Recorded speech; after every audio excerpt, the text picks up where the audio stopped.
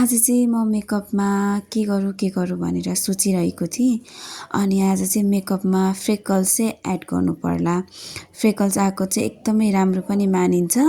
अनि freckles add गर्दाखेरि चाहिँ कस्तो देखिँदो रहेछ त मेकअपमा, हेरौँ है त। मैले योभन्दा अगाडि चाहिँ यस्तो मेकअप गरेको छैन। फर्स्ट टाइम गर्दैछु म यो मेकअप चाहिँ। मलाई चाहिँ पहिला पहिला चाहिँ यो फ्रेकल्सहरू चाहिँ मन पर्दैन थियो।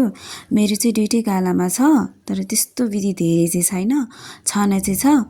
अनि मलाई पहिला पहिला मन पर्दैन थियो।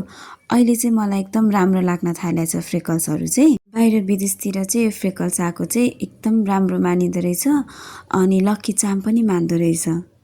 जसको गालामा चाहिँ तिलकोटीहरू छ, फ्रेकल्सहरू छ, त्यो चाहिँ नहटाउनु होला। मेकअप गर्दा चाहिँ झनै राम्री देख्दो रहेछ क्या यो तिलकोठीहरूले चाहिँ। बाहिर कन्ट्रीहरूमा चाहिँ यो फ्रेकल्स छैन भने चाहिँ उनीहरूले चाहिँ मेकअपबाट चाहिँ लगाउँछन्। सबैजनालाई चाहिँ मेकअप आयो भने चाहिँ सजिलो हुँदो रहेछ है। मेकअप आयो भने चाहिँ आफूलाई मेकअप गरेर जान, बाहिरहरू निस्किन, बाहिर जानलाई एकदम सजिलो हुँदो रहेछ। मेकअप गरेपछि चाहिँ एकदम छुट्टै भाइब्स आउने अनि छुट्टै कन्फिडेन्ट बिल्डअप हुने त्यस्तो हुँदो रहेछ। सबैले मेकअप गर्नुहोला। फाइनली मेरो लुक्स चाहिँ यस्तो भयो है। मलाई चाहिँ एकदमै राम्रो लाग्यो। तपाईँहरूलाई कस्तो लाग्यो कमेन्ट गर्नुहोला ल। Thank you.